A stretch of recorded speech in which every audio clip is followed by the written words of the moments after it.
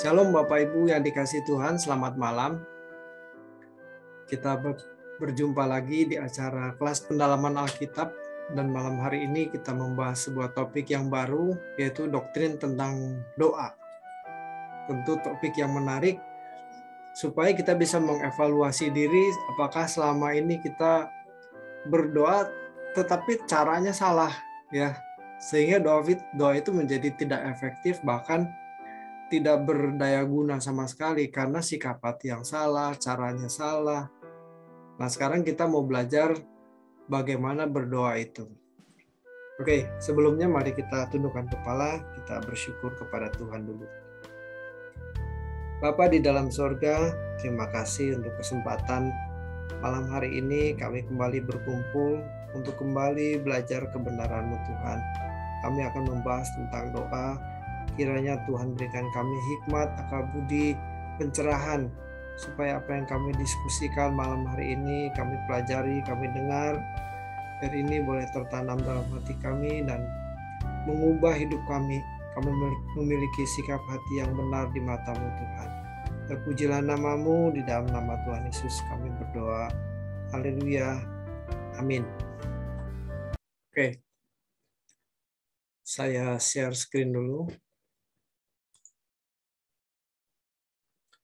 Malam hari ini kita akan belajar tentang doa, dan ada 5 topik bahasan malam hari ini kita akan pelajari di sesi yang pertama. Seperti biasa ini akan dibagi menjadi 5 sesi, dan pada sesi yang pertama ini kita akan membahas tentang pengertian doa yang pertama, yang kedua tentang 2 wilayah doa, yang ketiga tentang bukan sekedar mengucapkan kata. Yang keempat, berdoa juga berarti mendengar. Dan yang terakhir, berdoa bukan sekedar mengucapkan permohonan. Jadi ada 5 topik bahasan malam hari ini.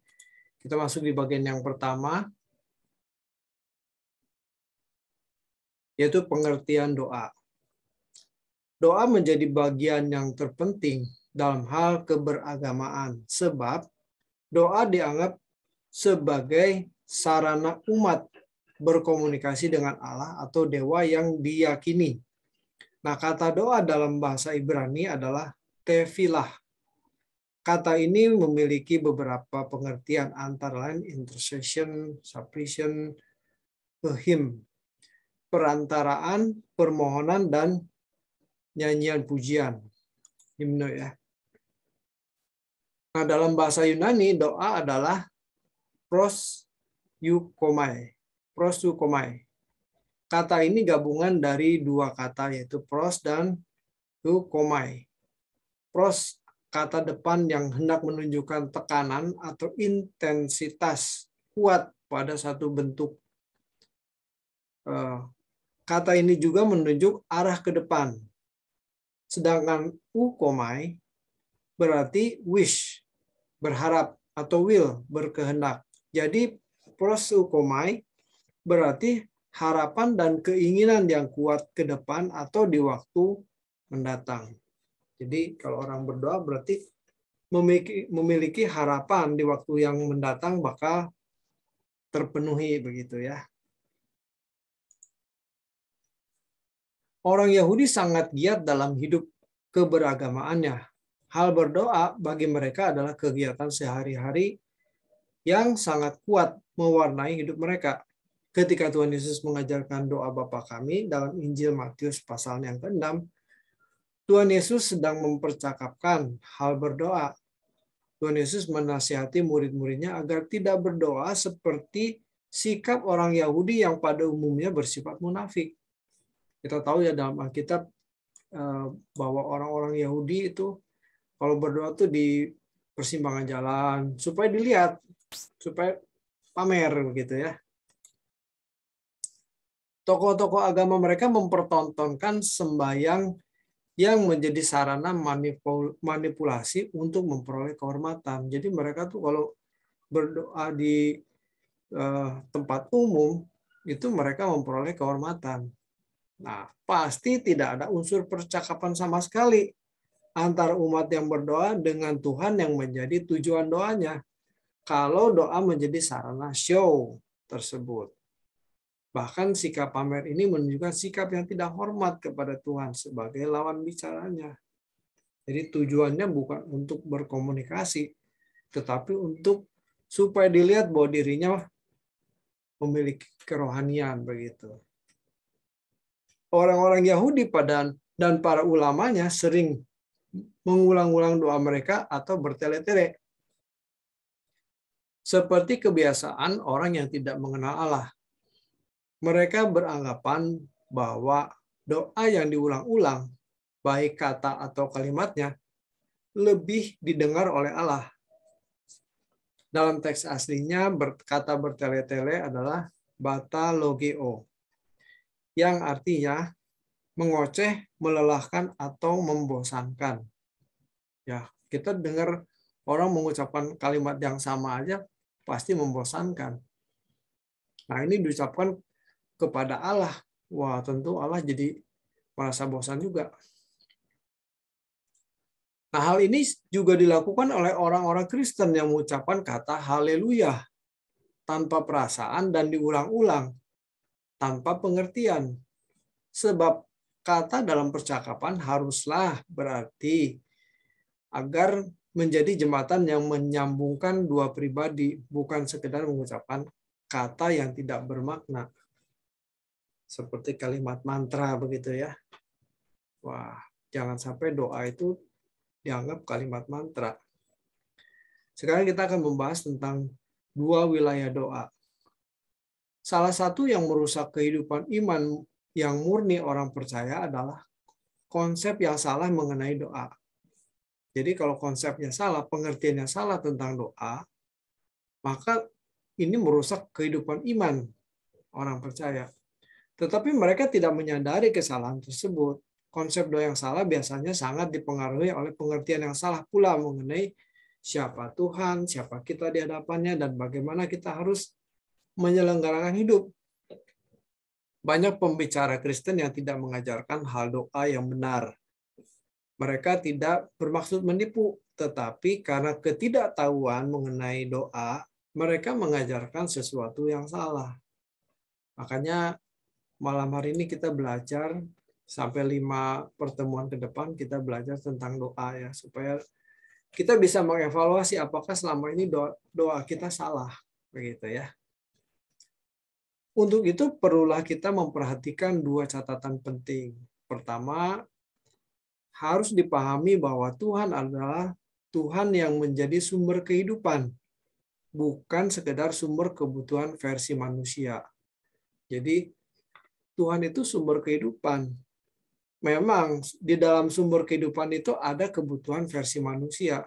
Tetapi kalau kita menganggap Tuhan itu kebutuhan versi manusia, maka kita menjadi salah. Karena Tuhan itu sebetulnya sumber kehidupan. Segalanya bagi manusia gitu. Yang kedua, bahwa Tuhan adalah Tuhan yang berdaulat penuh atas dirinya. Ini berarti Tuhan memiliki tatanan yang tidak bisa dilanggar oleh siapapun, bahkan oleh Tuhan sendiri. Dalam hal yang kedua ini Tuhan tidak dapat dibujuk atau dipengaruhi oleh faktor apapun di luar dirinya. Tentu arahnya ini. Saya nangkep ketika saya baca ini maksudnya kemana ya kalimat ini. Tentu maksudnya ini ada hubungannya dengan doa. Seringkali kita berdoa itu memaksa Tuhan. Ya, Tuhan pokoknya saya nggak mau tahu. Pokoknya mesti sembuh. Padahal kita nggak jaga makan. Nah ini yang tidak bisa gitu loh. Ini nggak bisa. Jadi Tuhan itu adalah Tuhan yang berdaulat penuh. Tidak bisa diatur oleh faktor di luar dirinya gitu. Tidak bisa dibujuk atau dipengaruhi oleh faktor apapun di luar dirinya. Jadi walaupun kita berdoa, tapi kalau tidak sesuai dengan kehendak Tuhan, tidak bisa. Nah ini saya nangkepnya begitu ya. Selama ini biasanya doa hanya dimengerti sebagai permohonan. Konsep ini membutakan mata pengertian orang percaya, sehingga mereka tidak mengerti bahwa Tuhan adalah sumber kehidupan. Jadi sumber kehidupan, segala-galanya tuh Tuhan. Bukan sekedar Tuhan pengen sembuh, Tuhan pengen kebutuhan jasmani dipenuhi begitu. Enggak cuma itu. Tuhan itu sumber kehidupan.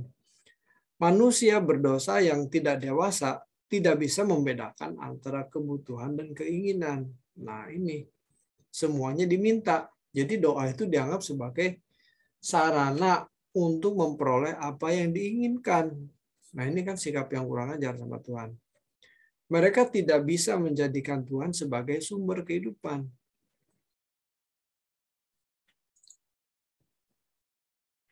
Sumber kehidupan berarti bahwa manusia tidak dapat hidup tanpa persekutuan yang benar dengan Dia.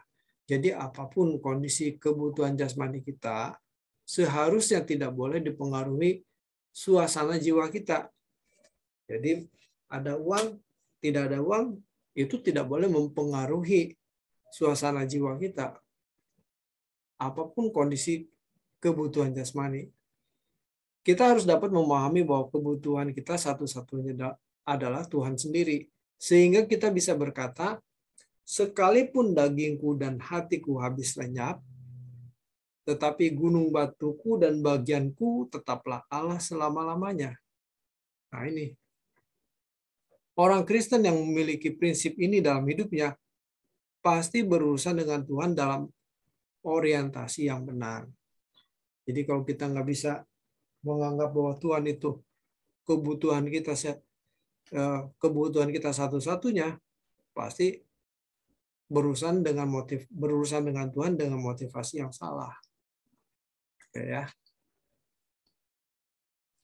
Banyak orang Kristen yang pengertiannya mengenai doa tidak berbeda dengan orang non-Kristen. Hakikat doa dalam kekristenan pada dasarnya adalah suatu percakapan atau dialog. Kalau kebanyakan kan orang beragama bahwa berdoa itu adalah meminta sesuatu supaya Tuhan memenuhi begitu ya. Nah, tapi kalau di Kristen bukan, itu percakapan, dialog. Dialog itu berarti hubungan dua arah antara anak dengan Bapa, antara umat dengan Tuhannya. Dengan demikian doa adalah sarana manusia berkomunikasi dengan Tuhan. Ya, bukan sekedar minta, tapi berkomunikasi dengan Tuhan. Ditinjau dari pelaksanaannya, doa bisa dibagi menjadi dua wilayah. Yang pertama, doa secara khusus atau secara terbatas. Ini adalah doa yang dilakukan di ruang tertentu dan jam tertentu. Inilah yang dimaksud oleh Tuhan Yesus dalam penjelasan Matius 6 ayat yang ke-6. Tetapi jika engkau berdoa, masuklah ke dalam kamarmu, tutuplah pintu, dan berdoalah kepada Bapamu yang ada di tempat tersembunyi. Maka Bapamu yang melihat yang tersembunyi akan membalasnya kepadamu. Jadi doa menyendiri berurusan dengan Tuhan, ini penting. Tetapi yang kedua ini juga tidak kalah penting, bahkan ini memegang peranan yang luas, yang lebih besar. Doa secara umum atau secara tidak terbatas. Doa wilayah kedua ini disebut pula sebagai doa yang ideal. Ini adalah dialog yang dilakukan oleh orang percaya dengan Tuhan di mana saja, kapan saja, dan dalam keadaan apapun, atau sedang mengerjakan apapun. Nah ini, jadi setiap gerak hidup kita itu adalah doa kita. Ini adalah sebuah dialog yang tidak pernah berhenti. Inilah yang dimaksud oleh Paulus sebagai doa yang tidak berkeputusan. 1 Tesalonika 5 ayat 17. Tetaplah berdoa, begitu ya. Biasanya berdoa seperti ini tidak terdengar oleh orang lain. Bisa diucapkan pelan sekali atau hanya hati dan pikiran yang berbicara kepada Tuhan. Percakapan yang berkesinambungan tiada henti ini dapat dilakukan setiap saat, di mana saja. Orang percaya harus membiasakan hidup dalam doa yang tidak dibatasi oleh ruang dan waktu. sehingga dialog dengan Tuhan dapat berlangsung dengan sendirinya. Dalam hal ini dibutuhkan kepekaan atau kecerdasan rohani atau kemampuan mengerti kebenaran Tuhan untuk selalu menghayati kehadiran Allah. Allah itu omnipresent. Omnipresent itu artinya maha hadir, dimanapun bisa hadir, dan bisa berkomunikasi dengan Dia. Sekarang kita mau membahas tentang bukan sekedar mengucapkan kata ya. Pada dasarnya hakikat doa Kristen adalah satu percakapan. Ya, ini harus ditanamkan dalam pikiran kita ya, bahwa doa dalam kekristenan itu, dalam agama Kristen itu adalah percakapan, dialog, bukan daftar permintaan. Adalah dialog antara anak-anak Allah dengan Allah Bapa dan Tuhan Yesus secara benar. Oleh sebab itu ada dua catatan penting. Pertama, berdoa adalah sarana manusia berhubungan dengan Allah. Berhubungan di sini adalah dialog yang tidak pernah putus. Oleh karena Roh Kudus ditaruh sebagai meterai di dalam diri orang percaya, maka orang percaya bisa bersekutu dengan Tuhan setiap saat dan di segala tempat. Orang percaya harusnya menyembah Allah dalam roh dan kebenaran. Ya, ada ayatnya ya. Barang siapa menyembah, harusnya menyembah dalam roh dan kebenaran. Kedua, berdoa itu bukan sekedar mengucapkan kata-kata yang dianggap sebagai berkhasiat sakti atau bertuah seperti mantra. Jadi bukan mengucapkan kalimat doa yang sakti begitu ya, sakti mandraguna. Oleh sebab itu, bagi mereka yang memiliki konsep doa seperti itu, kalimat doanya harus dihafalkan atau dibaca. Biasanya juga tidak boleh salah dalam mengucapkan perkataan dalam kalimatnya. Jadi harus pas. Kalau tidak pas, diulang begitu ya. Kalau seseorang biasa berdialog dengan Tuhan dalam doa, maka dalam doa secara khusus maupun secara umum, tadi tahu ya, secara khusus itu di ruang tertentu, pada jam tertentu, dan secara umum itu sepanjang umur waktu kita ketika kita kerja, di jalan, lagi setir mobil, lagi belanja, itu doa terus. Artinya berhubungan, berdialog dengan Tuhan. Maka kalimat doanya akan mengalir dengan sendirinya dengan tulus. Jadi keluar dari dasar hati, bukan kalimat doa yang dihafalkan. Ini berbeda sekali. Memang ada pula orang yang sudah terbiasa dengan doa di depan publik, maka ia juga dapat berdoa dengan kalimat yang sangat lancar, tetapi sering tanpa perasaan. Ini sikap yang kurang ajar ya. Tidak boleh dilakukan. Jadi mengucapkan kalimat doa itu tanpa perasaan, jadi tidak ada connect-nya. Tidak connect sama Tuhan itu. Bahkan kadang menjadi sebuah ajang pertunjukan atau show. Ini yang tidak boleh. Tidak sedikit pendeta dan aktivis gereja memiliki kebiasaan ini dan terjebak di dalam kesalahan tersebut. Ini mudah sekali ya. Apalagi kalau pendeta sudah terbiasa doa gitu di depan umum, di depan mimbar gitu. Jadi mengucapkan kalimat doa tanpa perasaan. Bukan keluar dari dasar hati, tapi karena dihafalkan begitu. Doa harus mengalir dari hati yang berdialog dengan Tuhan dalam ketulusan. Jadi kalau kita mengatakan Bapa Engkau sungguh baik, itu harus keluar dari hati yang tulus. Bukan karena kita hafal kalimatnya, lagu tersebut. Tidak boleh. Itu harus keluar dari dasar hati yang terdalam, yang tulus gitu. Sehingga kita bisa mengatakan Bapa Engkau sungguh baik, itu benar-benar gitu merasakan kebaikan Tuhan.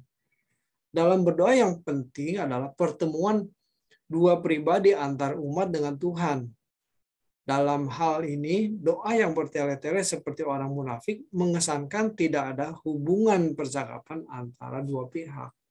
Otomatis ya, kalau bertele-tele kan cuma basa-basi doang, mengucapkan kalimat doa gitu ya. Kita harus bisa membedakan antara berdoa dengan mengucapkan kalimat doa. Itu dua hal yang berbeda, sangat jauh berbeda. Kalau berdoa itu kan berdialog dengan Tuhan. Tapi kalau mengucapkan kalimat doa, ya hafalin aja. Seperti robot juga kalau di program mengucapkan kalimat doa, ya bisa. Tapi kan nggak ada hubungannya, itu kan benda mati. Tidak ada dialog yang hidup gitu. Maka banyak juga orang Kristen yang mengucapkan kata haleluya tanpa perasaan, yang diucapkan berulang-ulang tanpa pengertian. Jadi latah haleluya begitu, tapi nggak pakai perasaan. Orang seperti itu pasti tidak memiliki unsur percakapan sama sekali antara umat yang berdoa dengan Tuhan yang menjadi tujuan doanya. Sikap pamer ini menunjukkan sikap tidak hormat kepada Tuhan sebagai lawan bicara. Sebab Tuhan dijadikan komoditi untuk pamer atau mencari pujian, sanjungan, dan nilai diri dari manusia. Ini mudah sekali terjebak di situ ya. Apalagi pendeta seperti saya ini mudah terjebak. Karena kalau doanya bagus itu mengundang pujian dari jemaat begitu. Padahal itu melukai hati Tuhan karena sikapnya tidak hormat. Ini berbahaya sekali.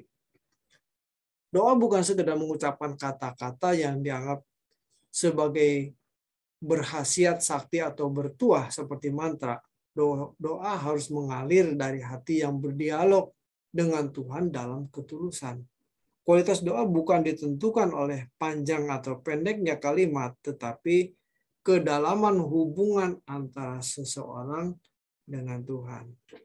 Jadi sebetulnya kualitas hubungan antara orang percaya dengan Tuhan itu bisa dibaca dengan pada waktu dia berdoa. Kalau orang itu tidak memiliki hubungan yang harmonis dengan Tuhan, pasti doanya juga ngawur itu. Mungkin sekali dua kali nggak ketahuan, karena bisa saja orang itu fasih ya dalam berdoa. Tetapi bisa terasa oleh orang yang memiliki hubungan dekat dengan Tuhan, terasa pasti. Yang keempat, berdoa juga berarti mendengar. Nah ini penting. Karena kesalahan kebanyakan orang percaya, Tuhan disuruh dengerin permintaan kita, tetapi kita nggak mau dengerin pesan Tuhan. Ini kan kurang ajar juga. Berdoa adalah juga mendengarkan Allah berbicara kepada kita. Pada waktu berdoa, seharusnya bukan hanya Tuhan yang mendengar suara kita, tetapi kita juga mendengar suara Tuhan. Doa adalah dialog, jadi masing-masing individu haruslah saling mendengar perkataan yang diucapkan oleh lawan bicaranya. Kualitas dialog sangat dipengaruhi oleh kedewasaan rohaninya, sebab kedewasaan rohani menentukan kualitas hubungannya dengan Tuhan. Semakin seseorang dewasa rohani, maka kualitas doanya semakin tinggi pula. Kedewasaan rohani seseorang ditandai oleh kesucian hidupnya. Kesucian hidup di sini maksudnya semua yang dipikirkan, diucapkan, dan dilakukan selalu sesuai dengan pikiran dan perasaan Tuhan. Jadi dari sikap hidupnya itu tidak melukai hati Tuhan. Oleh karena doa adalah dialog atau satu percakapan dengan Tuhan, maka dalam berdoa, seseorang harus mendengarkan dia berbicara, mendengarkan Allah berbicara ya. Bukan hanya kita berbicara atau berkata-kata kepada Tuhan, tetapi juga menyediakan diri untuk mendengar suara Tuhan. Ini harus dibiasakan. Jadi kalau kita punya waktu 1 jam setiap hari untuk berdoa ya, di dalam periode waktu 1 jam itu, kita harus berdiam diri juga di situ. Diam sambil kita menyembah gitu. Jangan nyerocos terus. Kapan Tuhan mau ngomong kita mau denger, kalau dua-duanya ngomong gitu. Nah ini harus menyediakan diri untuk mendengar suara Tuhan. Oleh sebab itu, jiwa kita harus tenang supaya bisa mendengar Tuhan berbicara. Dalam 1 Petrus 4 ayat yang ke-7, firman Tuhan menasihati kita agar menguasai diri dan menjadi tenang supaya kita dapat berdoa. Sering pada waktu berdoa, seseorang berbicara monolog. Monolog itu satu arah. Jadi manusianya ngoceh terus, nyerocos terus. Tidak memberi kesempatan Tuhan berbicara kepadanya. Nah ini penting ya. Jadi kalau selama ini doa kita salah, nah kita mesti berubah. Mesti perbaiki cara kita berdoa. Dalam doa, bukan hanya kita memiliki kepentingan dengan Tuhan. Tuhan pun memiliki kepentingan dengan kita. Oleh sebab itu, orang percaya dalam berdoa harus memberi kesempatan Tuhan berbicara. Tuhan berbicara kita melalui sarana hati atau batin kita. Biasanya suara Tuhan ini kita peroleh bertalian dengan masalah yang sedang kita hadapi atau saat kita harus mengambil keputusan dalam masalah-masalah khusus dan lainnya. Hati nurani kita adalah sebuah sarana yang dapat dipakai Tuhan untuk berbicara kepada kita. Jadi Tuhan itu jarang atau mungkin hampir tidak pernah berbicara melalui audible, secara audible. Jadi suara kedengaran lewat telinga gitu, tetapi berbicara lewat hati nurani. Ibarat amplifier dalam dunia elektronika, suara ada, tetapi kalau tidak ada penguat suara atau amplifier, maka suara itu tidak akan terdengar. Untuk itu setiap kita harus memurnikan hati nurani. Jadi gini, hati nurani itu ibarat amplifier ya. Amplifier itu penguat sinyal. Jadi seperti saya ngomong di sini, Bapak Ibu di rumah, gimana itu suara bisa sampai? Nah ini kan ada medianya. Dari sini saya ngomong ada mikrofonnya, kemudian ada dipancarkan lewat jalur internet. Nah, sampai di tempat Bapak Ibu itu diterima pakai handphone, pakai laptop, itu ada amplifiernya yang mengubah sinyal gelombang elektronik itu menjadi sinyal suara, maka bisa terdengar. Nah, perangkatnya itulah yang hati nuraninya itu. Jadi kalau hati nuraninya rusak, saya ngoceh di sini Bapak Ibu nggak bisa dengar, nggak sampai gitu loh. Nangkep ya? Makanya hati nurani nggak boleh rusak, harus murni. Nah untuk itu setiap kita harus memurnikan hati nurani supaya amplifiernya berfungsi, bisa mendengar suara Tuhan. Nangkep ya? Agar kita dapat membedakan manakah kehendak Allah yang bukan kehendak Allah, serta mengisi bejana hati dengan firman Tuhan. Jadi memurnikan hati nurani dan diisi dengan firman Tuhan. Kalau hati kita diisi dengan hal-hal yang duniawi ya jadi duniawi. Tapi kalau diisi dengan firman, maka jadi rohani begitu. Oleh karena doa adalah dialog dengan Tuhan, maka dalam berdoa seseorang juga harus mendengarkan dia berbicara. Hati nurani kita adalah sebuah sarana yang dapat dipakai Tuhan untuk berbicara kepada kita. Oke, ini yang kelima. Berdoa bukan sekedar mengucapkan permohonan. Nah, berdoa tidak sekedar menyampaikan permohonan kepada Tuhan. Pada umumnya, orang memandang doa itu identik dengan permohonan atau permintaan. Perlu dipertegas bahwa di dalam doa harus ada perjumpaan dua pribadi, yaitu pribadi Allah dengan pribadi kita. Dalam perjumpaan tersebut, terjadi dialog. Dialog bukan sekedar untuk menyampaikan permintaan. Orang Kristen yang dewasa tidak menjadikan doa sebagai sarana menyampaikan permintaan atau kepentingan diri sendiri. Tetapi, ini penting nih. Menjadi sarana untuk mengerti apa yang dikehendaki Tuhan dalam hidup ini untuk dilakukan. Jadi dialog itu isinya adalah kita belajar mengerti kehendak Tuhan. Kita bertanya, Tuhan apa yang Tuhan inginkan supaya kita lakukan. Nah, itu penting. Bukan menyampaikan permintaan kita. Jadi doa itu bukan daftar permintaan. Tuhan tolong ya.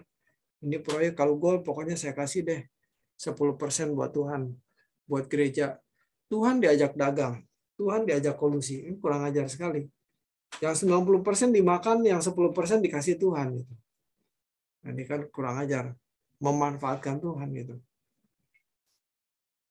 Idealnya, segala sesuatu yang kita minta kepada Tuhan dan Bapa kita di surga harus sudah mendapat konfirmasi dari Roh Kudus bahwa hal tersebut boleh kita minta.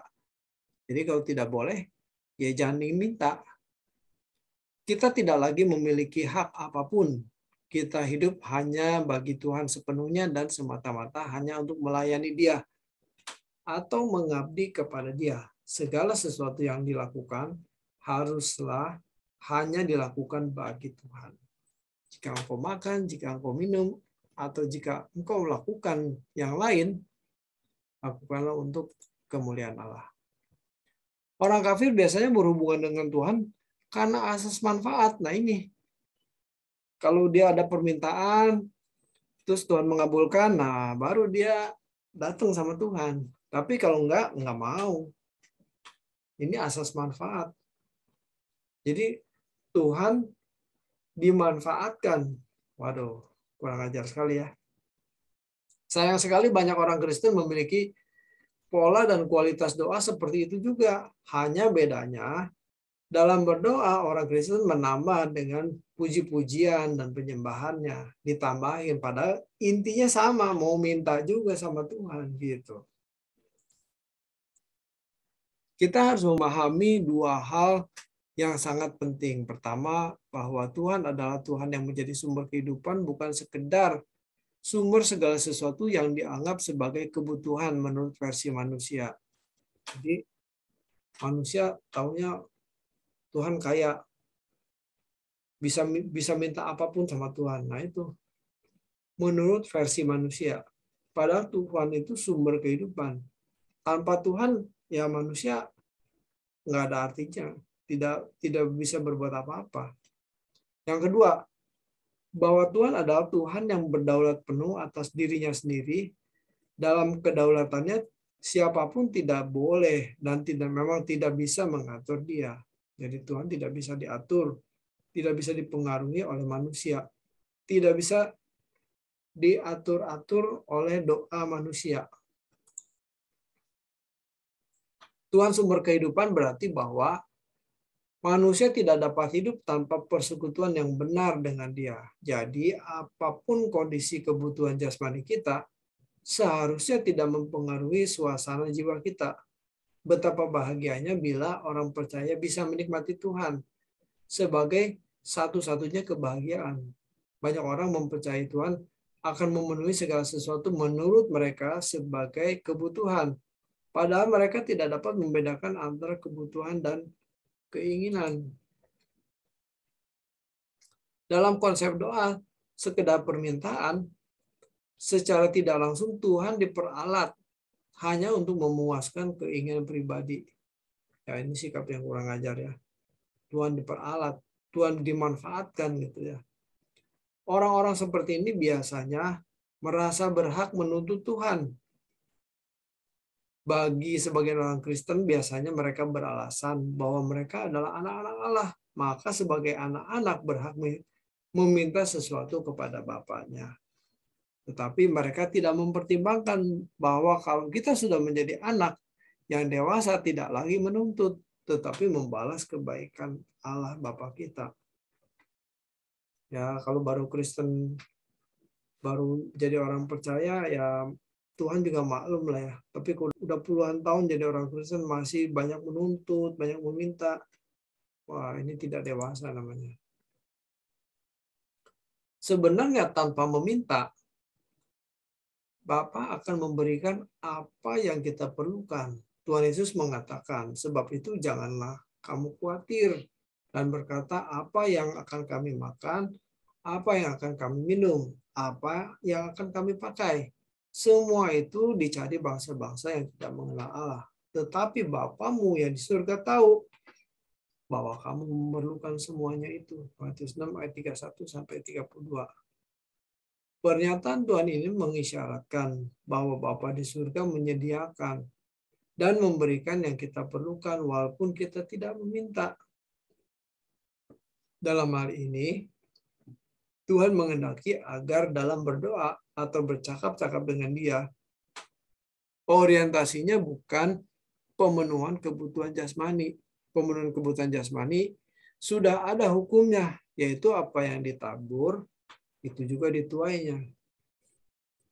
Tuhan menghendaki orientasi kita mengenai kerajaan Allah. Jadi datang kepada Tuhan bukan untuk urusan kebutuhan jasmani. Oke. Ya, saya stop di sini. Sekaligus saya buka ruang untuk tanya jawab dan sharing. Silakan kalau ada yang mau ditanyakan. Besok kalau ada yang bisa datang ke gereja, kita sama-sama. Jadi hari ini teorinya, besok prakteknya ya. Betul. Kita berdoa, tapi kalau enggak ya nggak apa-apa, lewat Zoom saja. Kita sama-sama berdoa. Yuk, mari kita akhiri pertemuan kita. Kita juga doakan Ito Ika yang sedang sakit. Kita percaya Tuhan memiliki sesuatu yang baik di balik kejadian ini ya. Amin. Ya, mari kita berdoa. Bapa di dalam surga, kami bersyukur untuk pertemuan malam hari ini, bincang-bincang kami dan pembelajaran kami mengenai doa. Bapa, kalau selama ini kami memiliki sikap hati yang salah, atau kami bersikap kurang ajar dengan doa-doa yang salah yang dipanjatkan kepadamu, kami mohon ampun dan kami mau belajar terus Tuhan. Bagaimana kami semakin dewasa, semakin berkenan, semakin menghormati Tuhan dalam setiap perilaku kami, dalam doa-doa kami, dan setiap apapun yang kami kerjakan. Kiranya Tuhan tolong, Roh Kudus membimbing kami, karena kami tidak bisa sempurna tanpa bimbingan Roh Kudus, tanpa pertolongan Tuhan dalam setiap langkah hidup kami. Terima kasih Tuhan, berkati kami semua yang hadir dalam acara ini Tuhan, biar pikiran kami dipenuhi, diperbaharui terus, semakin kami sempurna di mata-Mu. Sebelum kami mengakhiri doa kami bawa Ito Ika yang sedang terbaring sakit karena ada urat saraf yang terjepit. Tuhan, kami mohon pertolongan-Mu Tuhan. Kami percaya tidak ada sesuatu yang terjadi tanpa seizin Tuhan, dan apapun yang terjadi Tuhan mendatangkan kebaikan. Ada pembelajaran, ada maksud Tuhan di balik semua kejadian yang Ito Ika alami Tuhan. Berkatilah Ito, berkatilah Bung Olive dan seluruh keluarga besar, anak cucu menantu Tuhan. Bapak, kami mohon berkat-Mu, dan malam hari ini mari Bapak Ibu kita angkat kedua tangan kita. Segala berkat dari Allah Bapa, berkat jasmani, berkat rohani, kasih dan rahmat dari Tuhan kita Yesus Kristus, serta pertolongan Roh Kudus, persekutuan yang indah dan manis yang membimbing kita dari hari ke hari hingga kita sempurna di mata Bapa. Di dalam nama Tuhan Yesus kami sudah berdoa. Haleluya. Amin. Tuhan memberkati. Terima kasih Pak David. Terima kasih semuanya. Terima kasih semuanya. Selamat malam. Dadah Oma. Dadah. Dadah. Agak sembuh yang sakit. Amin Oma. Dadah semua, Tuhan berkati. Ya, Tuhan berkati juga. Ibu Eva. Ya, Ibu Tabarat. Terima kasih untuk kesaksiannya.